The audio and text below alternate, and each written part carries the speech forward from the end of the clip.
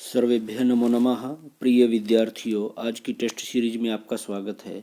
और आज की टेस्ट सीरीज का पहला प्रश्न है, न प्रभातरलम ज्योतिरुदेति वसुधा तलाद इति युक्ति वर्तते, कि यह उक्ति कहाँ पर है, ऐसा हमने बताना है। ऑप्शन देखिए, उत्तर रामचरिते, मृच्छकटिके, अभिज्ञान शाकुंतले या नैषधीय चरिते। तो प्रिय विद्यार्थियों, आप वीडियो को रोक करके प्रश्नों को सोल्व करने का प्रयास करें और पूरी डिटेल के साथ हम इन प्रश्नों को करने वाले हैं। और ऐसे ही वीडियो पाने के लिए आप चैनल को सब्सक्राइब कर लें और वीडियो को ज़्यादा से ज़्यादा शेयर जरूर करें। तो देखिए प्रिय विद्यार्थियों, इसका राइट आंसर होगा ऑप्शन नंबर बी, अभिज्ञान शाकुंतलम। और जो अभिज्ञान शाकुंतलम नाटक है, यह किसके द्वारा इसकी रचना की गई है? कालिदास के द्वारा इसकी रचना की गई है। और अभिज्ञान शाकुंतलम में कितने अंक हैं? इसमें 7 अंक हैं। कितने अंक हैं? 7 अंक हैं। इनके नायक कौन है? दुष्यंत। और नायिका कौन है? शकुंतला। शकुंतला इनकी नायिका है। और यह जो उक्ति है, ये कहाँ से ली गई है? कालिदास द्वारा रचित जो अभिज्ञान शाकुंतलम है, इसके पहले अंक से यह ली गई है। और इसमें ये उक्ति किसने कही है? ये उक्ति किसने कही है? ये राजा दुष्यंत ने कही है। और किसको कही है? शकुंतला के लिए कही है। शकुंतला के लिए कही है। और इसमें क्या कहा इन्होंने? दुष्यंत को जब शकुंतला की सखियों से यह बात पता चलती है कि शकुंतला ऋषि कन्या नहीं है, कि यह ऋषि कन्या नहीं है, तो वो क्या कहता है? वो इस प्रकार से पंक्ति कहता है कि यह प्रभा से, क्या कहा इन्होंने इस पंक्ति में, कि यह प्रभा से दैदीप्यमान ज्योति भूतल से उत्पन्न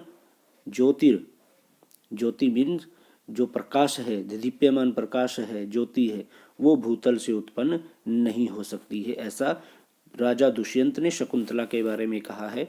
अगला प्रश्न देखिए, अधो अंकितेषु पदेषु शाकुंतलस्य प्रसिद्ध श्लोक चतुष्टयाम न गण्यते।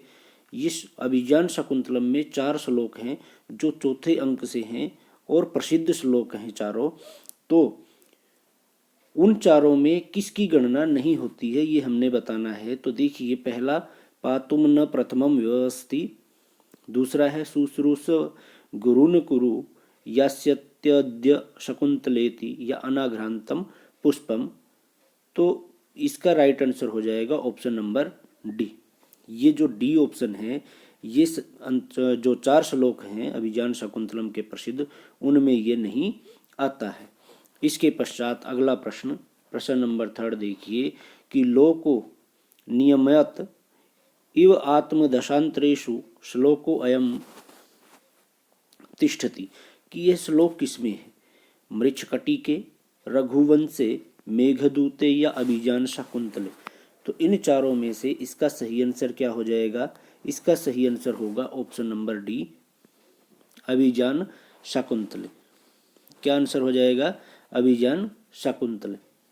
अभिज्ञान शाकुंतलम से ली है, जो कालिदास के द्वारा विरचित है। और जो मृच्छकटिकम है, ये किसके द्वारा इसकी रचना हुई? शूद्रक के द्वारा। किसके द्वारा? शूद्रक के द्वारा। और मृच्छकटिकम में कितने अंक हैं? इसमें 10 अंक हैं। और यह किस प्रकार का रूपक है? ये प्रकरण है। क्या है? ये प्रकरण है। जो रूपक हमारे 10 प्रकार के हैं, उनमें नाटक, प्रकरण, भाण इस प्रकार से होते हैं। तो ये प्रकरण है। कौन सा? मृच्छकटिकम। ठीक है। और जो मेघदूत और रघुवंश है, इन दोनों की रचना करने वाले कालिदास जी हैं। इसके पश्चात अगला प्रश्न है, छाया अंकस्य योजना वर्तते, कि जो छाया अंक की योजना है वो कहाँ पर है? ऑप्शन देखिए, महावीर चरिते, मृच्छकटिके, मालती माधवे या उत्तर रामचरिते। तो इसका सही आंसर क्या होगा? इसका सही आंसर हो जाएगा ऑप्शन नंबर डी, उत्तर रामचरिते। कि छाया अंक का वर्णन किसमें है? उत्तर रामचरितम में है। उत्तर रामचरितम की रचना किन्होंने की? देखिए, इसकी रचना की है भवभूति ने। और उत्तर रामचरितम में कितने अंक हैं? 7 अंक हैं। और इन 7 अंकों में जो तीसरा अंक है, उसका क्या नाम है? छायांक है। उसका क्या नाम है? छायांक है। और तीसरे अंक का आरंभ शुरू से अंत तक सीता राम के साथ छाया के रूप में रहती है, इसलिए इस अंक का क्या नाम हुआ? छायांक हुआ।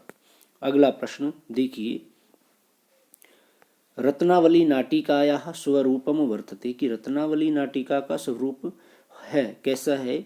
देखिए ऑप्शन, नाटक प्रकरणयोः मिश्रितम स्वरूपम, बाणडिम्योः मिश्रितम स्वरूपम, प्रकरण समवकारियोः मिश्रितम स्वरूपम। मतलब ये मिश्रित है कि इसमें नाटक, जैसे पहला ऑप्शन है कि नाटक प्रकरण का मिश्रित है, दोनों मिले हुए हैं, या बाण और डिम ये दोनों का स्वरूप है, प्रकरण या समवकार है। और चौथा ऑप्शन है षट्टक या प्रहसन का मिश्रित स्वरूप है। तो प्रिय विद्यार्थियों, इसका सही आंसर होगा ऑप्शन नंबर ए। और जो अब रत्नावली है, जो रत्नावली है, ये किसके द्वारा इसकी रचना की गई? हर्षवर्धन के द्वारा। हर्षवर्धन के द्वारा रत्नावली की रचना की गई है। और रत्नावली क्या है? नाटिका है। और नाटिका किसके अंतर्गत आती है? उपरूपक के अंतर्गत आती है। ठीक है, रत्नावली की रचना किन्होंने की? हर्षवर्धन ने। और रत्नावली क्या है? एक नाटिका है। नाटिका किस प्रकार का ग्रंथ है, या किस प्रकार की ये रूपक है या उपरूपक है? तो ये उपरूपक है। नाटिका क्या है? उपरूपक है। और उपरूपक के भेद कितने हैं? 18 भेद हैं। कितने भेद हैं? 18 भेद हैं। प्रिय विद्यार्थियों, जिन्होंने चैनल सब्सक्राइब नहीं किया है वो चैनल सब्सक्राइब जरूर कर लें और बेल आइकन को जरूर दबाएं।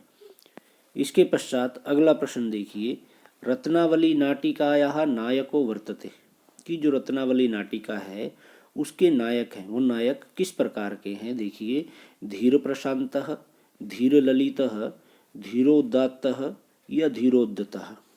तो इसका सही आंसर क्या होगा? इसका सही आंसर होगा ऑप्शन नंबर सी, धीर ललितः।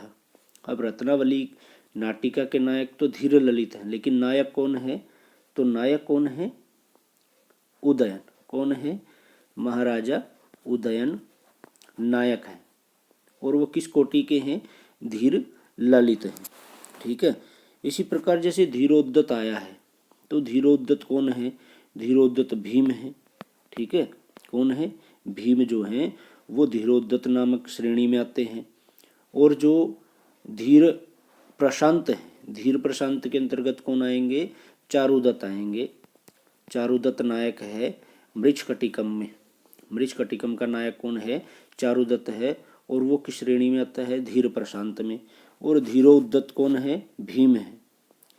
धीरोद्धत कौन है? भीम है। और धीरोदात्त कौन है?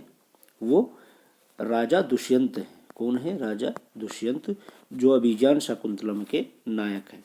इसके पश्चात अगला प्रश्न है, देखिए, दिष्टया अपरिहीन धर्मः खलु स राजा उक्तिर इयम उत्तर रामचरिते वर्तते।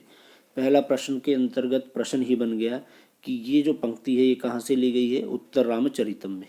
ठीक है, उत्तर रामचरितम में ली गई है। लेकिन ये उक्ति किसने कही है? देखिए, आत्रेयः, आत्रेयी ने, वासंतयः, तमसायाः या सीतायाः।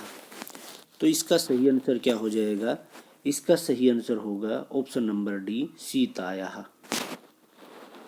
यह उक्ति उत्तर रामचरितम के किस अंक में है? तीसरे अंक में है। एक प्रश्न यह बन जाएगा कि उत्तर रामचरितम के तीसरे अंक में है।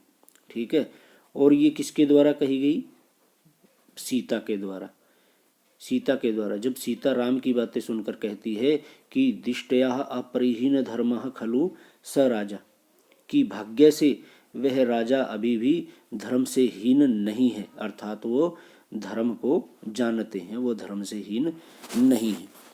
और इसके पश्चात अगला प्रश्न देखिए, 8वां प्रश्न, मृच्छकटिके प्रथमो अंकस्य नाम अस्ति, कि जो मृच्छकटिकम है उसके पहले अंक का क्या नाम है? मृच्छकटिकम के पहले अंक का क्या नाम है? ऑप्शन देखिए, अलंकार न्यासः, मदनिका सर्विलकः, संधिछेदः, द्यूतकार सम्माहकः। तो इसका सही आंसर क्या होगा? ऑप्शन नंबर ए सही हो जाएगा, अलंकार न्यास। देखिए, अब ये पहले अंक का नाम था मृच्छकटिकम का, तो मृच्छकटिकम में कुल कितने अंक हैं? 10 अंक हैं। अब हम इन 10 अंकों के नाम भी देखेंगे कौन कौन से हैं। 10 अंक हैं और मृच्छकटिकम की रचना किन्होंने की है? शूद्रक ने, राजा शूद्रक ने मृच्छकटिकम की रचना की है, जिसमें कितने अंक हैं? 10 अंक हैं। वो 10 अंक कौन कौन से हैं? देखिए, पहला तो अलंकार न्यास आ गया। पहला कौन सा था? अलंकार न्यास है। और उसके पश्चात जो द्योतकार संवाहक है, ये दूसरा हो गया। उसके पास जो संधि छेद है, ये तीसरा अंक है। जो मदनी का सर्विलक है, ये चौथा अंक है। अब पांचवा अंक कौन सा है? पांचवा अंक है दुर्दिन। वेरी इंपॉर्टेंट है, दुर्दिनः। जो छठा अंक है वो कौन सा है? प्रवहन विपर्य। आप इनको अपने नोट्स में भी लिख सकते हैं, प्रवहन विपर्य, वेरी इंपॉर्टेंट है ये। इसके पश्चात जो सातवां है, सातवां अंक कौन सा है? आर्य का अपहरण। आर्य का अपहरण। जो आठवां अंक है उसका नाम है वसंत सेना, वसंत सेना मर्दन। और जो 9वां अंक है उसका नाम है व्यवहार। और जो 10वां अंक है उसका नाम है संहार। तो इस प्रकार से मृच्छकटिकम के ये 10 अंक हैं। इसके पश्चात अगला प्रश्न है, देखिए, मृच्छकटिके राजश्यालकस्य भाषा अस्ति, कि मृच्छकटिकम में राजश्यालक की भाषा है। कैसी भाषा है वो उनकी? देखिए, मागधी, शिकारी, शौरसेनी, महाराष्ट्री। तो इन चारों ऑप्शन में से राइट आंसर क्या होगा? प्रिय विद्यार्थी, आप वीडियो को रोक करके इन प्रश्नों को सोल्व करने का प्रयास जरूर करें। ये आपका एक तरह से मॉक टेस्ट प्रैक्टिस सेट है, ठीक है। देखिए, इसका सही आंसर क्या होगा? इसका सही आंसर हो जाएगा ऑप्शन नंबर सी, शकारी की राजा श्यालक की भाषा शकारी थी। और जो राजा श्यालक शकारी प्राकृत भाषा बोलता, शकारी प्राकृत भाषा बोलता था, ठीक है। अगला प्रश्न देखिए, आनीय झटीति घटियति विधिरभिमत अभिमुखीभूतः उक्तिरियम रत्नावल्याम वर्तते। यह युक्ति रत्नावली में कही गई है। तो यह उक्तिरियम, यह किसके द्वारा कही गई है? ये प्रश्न है। देखिए ऑप्शन अब, योगांद्रायणस्य, सूत्रधारस्य, उदयनस्य या रत्नावल्या। तो इन चारों ऑप्शन में से इसका सही आंसर क्या होगा कि यह उक्ति किसके द्वारा कही गई? ऑप्शन नंबर सी इसका सही होगा, सूत्रधारस्य, सूत्रधार के द्वारा यह उक्ति कही गई है, ठीक है।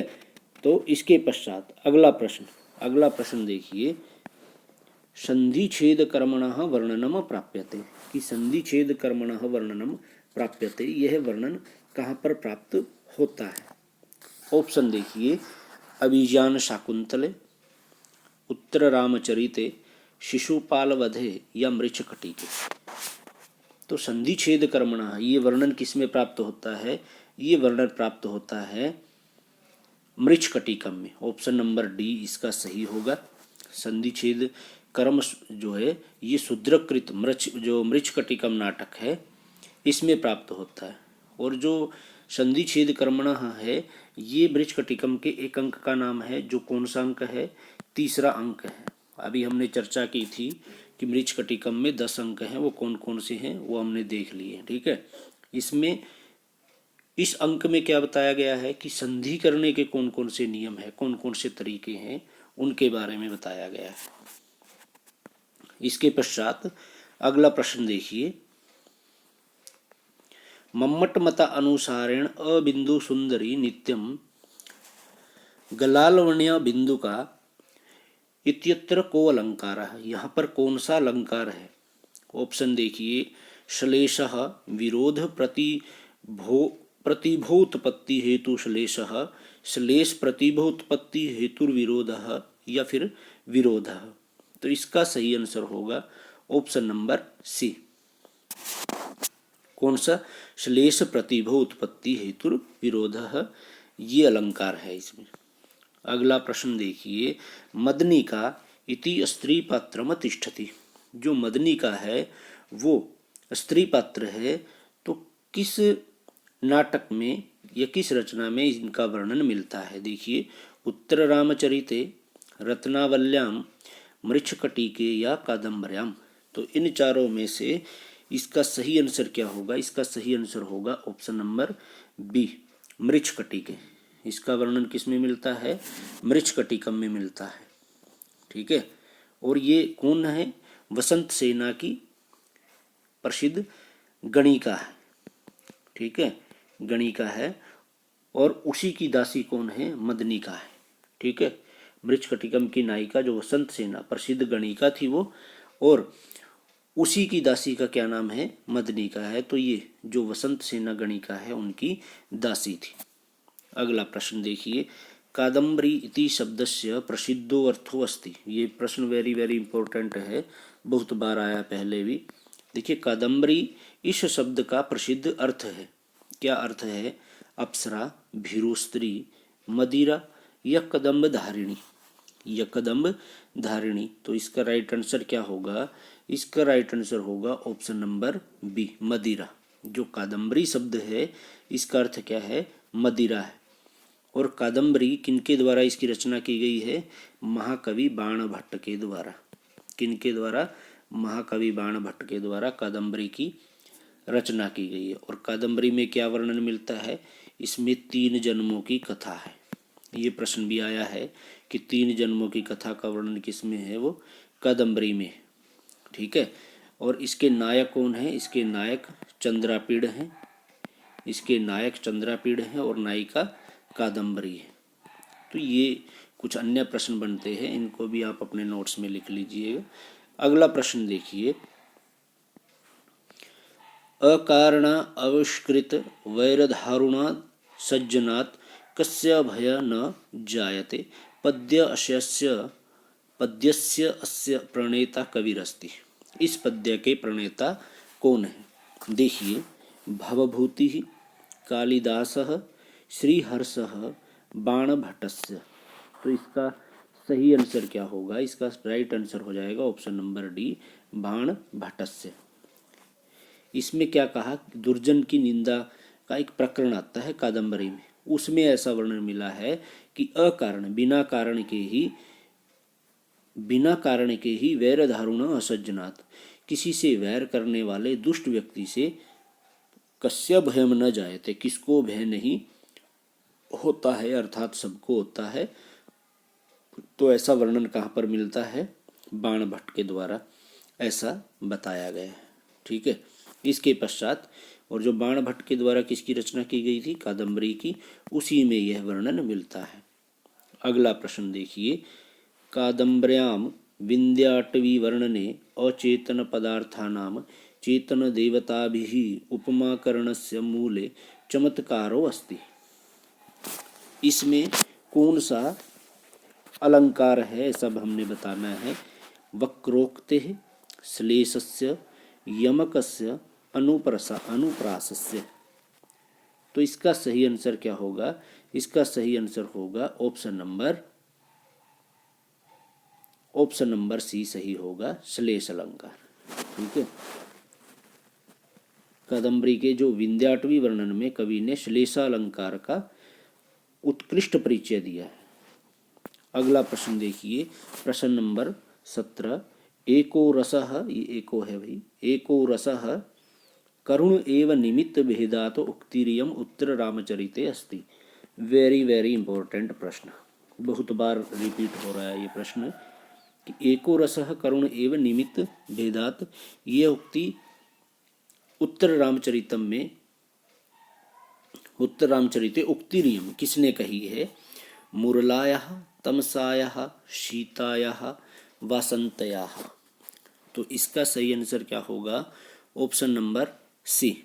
ये तृतीय अंक में ऐसी उक्ति मिलती है, तीसरे अंक में ऐसा कहा गया है, और यह तमसा के द्वारा उच्चरित है। तमसा ने इसको कहा है। ठीक है। और इस श्लोक के माध्यम से ही भवभूति जी कहते हैं कि करुण ही एकमात्र रस है, करुण ही एकमात्र रस है।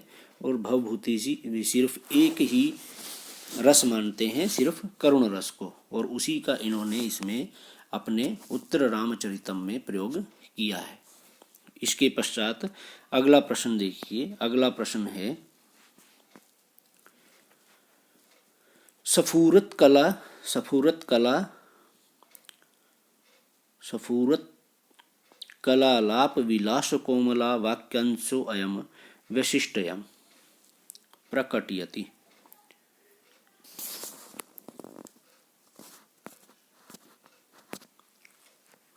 ऑप्शन देखिए, कादम्बर्याः, रत्नावल्याः, वासवदत्तायाः या कथा काव्यस्य। तो इसका सही आंसर क्या होगा? सही आंसर होगा ऑप्शन नंबर डी, कथा काव्यस्य। कि जो स्फुरत कला लाप विलाप विलास कोमला, ये वाक्यांश जो है कथा प्रशंसा के लिए कहा गया है। और यह वाक्यांश कहाँ पर मिलता है? कादम्बरी में। कहाँ पर मिलता है? कादम्बरी के कथामुख में मिलता है।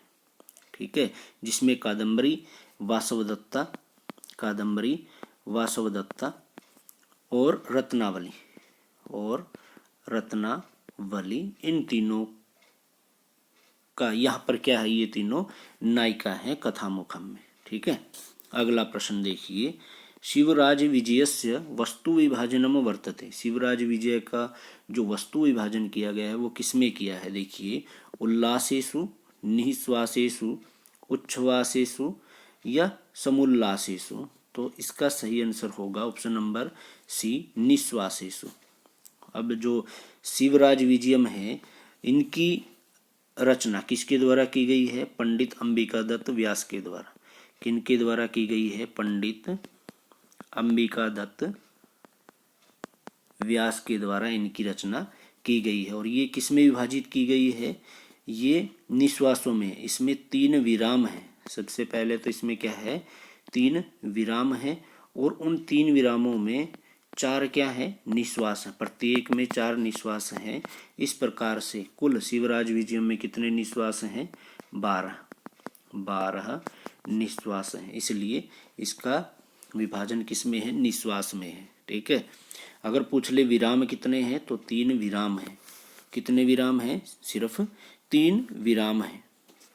अगला प्रश्न देखिए, कादम्बरी कथा काव्यस्य नायको अस्ति। कादम्बरी कथा काव्य के नायक हैं, कौन हैं? ऑप्शन देखिए, पुंडरीकः, चंद्रापीडः, तारापीडः, शुकनासः। तो इन चारों में से सही आंसर हो जाएगा ऑप्शन नंबर सी, चंद्रापीडः। ठीक है, कादम्बरी कथा काव्य के नायक कौन है? चंद्रापीड है। चंद्रापीड के पिता का क्या नाम है? चंद्रापीड के पिता का क्या नाम है? तारापीड। क्या नाम था? तारापीड था। इनकी माता का क्या नाम था? विलासवती। इनकी माता का क्या नाम है? विलासवती। ठीक है, इसके पश्चात अगला प्रश्न देखिए, कुथेन नागेन्द्रम इव इंद्रवाहनम इति उपमा सूचक वाक्येन शिशुपाल वधे लक्षितः। तो देखिए, इस उपमावाचक वाक्य के द्वारा शिशुपाल वध में, महाकाव्य में किसको लक्षित किया गया है? ऑप्शन देखिए, नारदः, शिशुपालः, श्री कृष्णः या हिरण्यकशिपुः। तो इसका सही आंसर हो जाएगा ऑप्शन नंबर ए, नारदः। किसको लक्षित करके ऐसा उपमा सूचक वाक्य का प्रयोग किया है? नारद के लिए। ठीक है, अगला प्रश्न देखिए, शिवराज विजये युगव्यापी निद्रातः जागृतिः। शिवराज विजय में युगव्याप्य निद्रात जागृतिः किसके बारे में ऐसा कहा है? देखिए, महाराजः महात्मत्यः महागुरुः योगीराजः। तो ऑप्शन नंबर डी इसका सही होगा, योगीराजः। क्योंकि शिवराज विजय के अनुसार जो योगीराज हैं उन्होंने ही सर्वप्रथम युधिष्ठिर के समय में समाधि लगाई थी। ठीक है, युधिष्ठिर के समय में समाधि लगाई थी और विक्रमादित्य के समय में वो जागे थे, ऐसा वर्णन मिलता है शिवराज विजयम में। ठीक है, अगला प्रश्न देखिए, आर्त्राणाय वह शस्त्रम न प्रहर्तुम नागसी कथनमिदमस्ति अभिज्ञान शाकुंतले। अभिज्ञान शाकुंतलम में ये कथन किसके द्वारा कहा गया है? देखिए, ऑप्शन सारंग्रवस्य, गाल्वस्य, वैखानस्य, गौतमस्य। तो इसका सही आंसर क्या होगा? इसका सही आंसर हो जाएगा option number B, option number B इसका सही होगा, वैखानस्य। इसके पश्चात इसमें ये कहा गया था कि हे महाराज, आपके शस्त्र तो पीड़ितों की रक्षा के लिए हैं, आपके शस्त्र तो पीड़ितों की रक्षा के लिए निर्मित है, निरपराधों पर प्रहार के लिए नहीं, ऐसा इसमें कहा गया। इस कथन का क्या अर्थ है जो हमने अभी बताया, ये अर्थ है। और ऐसा कौन कहता है? वैखानस कहता है। ठीक है, अगला प्रश्न। और ये जब महाराज दुष्यंत उसका मृग का पीछा कर रहे थे ना आश्रम के पास, तब उन्होंने ऐसा कहा था। अगला प्रश्न देखिए, नासदीय सुक्तम अस्ति, नासदीय सुक्त है किस प्रकार का है? प्रार्थना परक है, दार्शनिक है, संवादात्मकम संवाद करने वाला है, या काव्यात्मक या फिर काव्यात्मक है। तो इसका सही आंसर क्या होगा?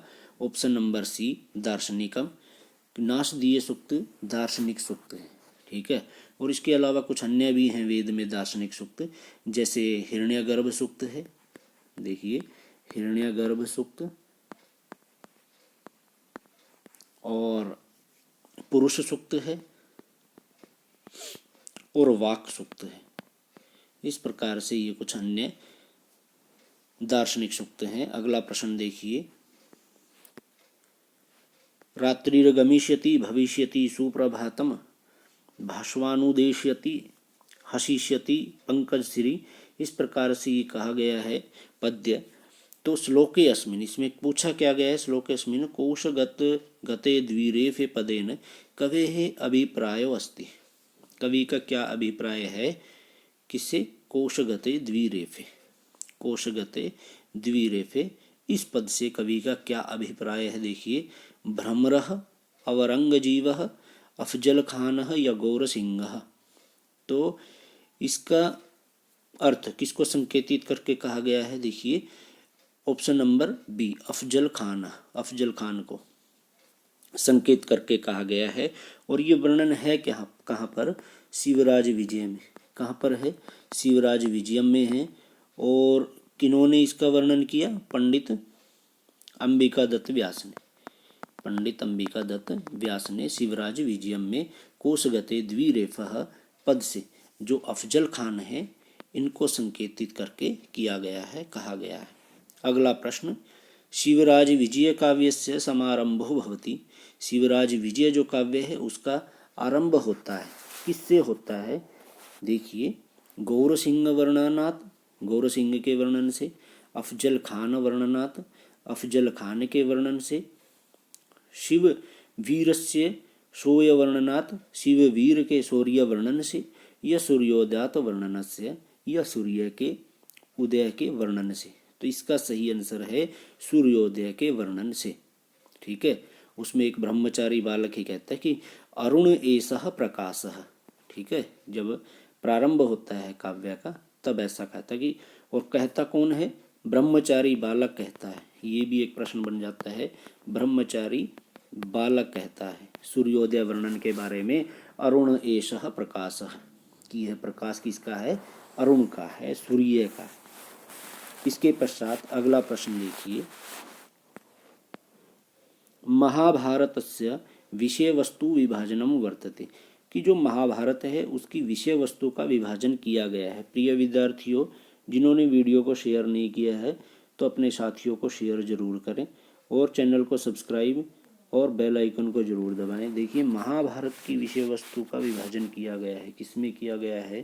कांडेषु, सर्गेषु, अध्यायेषु या पर्वसु। तो विषय वस्तु का विभाजन किसमें किया गया है? पर्वेषु, पर्वसु, पर्व में। महाभारत में कितने पर्व हैं? 18 पर्व हैं। ये जैसे जिस प्रकार से अध्याय होते हैं सब अपने अनुसार उनको नाम देते हैं, जैसे इन्होंने 18 पर्व नाम दिया है महाभारत की अध्यायों को। ठीक है, और इसे सतसहस्री संहिता भी कहते हैं, सतसहस्री संहिता भी कहते हैं। ठीक है, क्योंकि इसमें 100,000 मतलब 1,00,000 श्लोक हैं, इसलिए इसको कैसा कहा जाता है। इसके पश्चात अगला प्रश्न देखिए, यदि हस्ति तदन्यत्र यनेन हस्ति न तत्क्वचिद इयम उद्घोषणा स्वरचनया विषये कृता।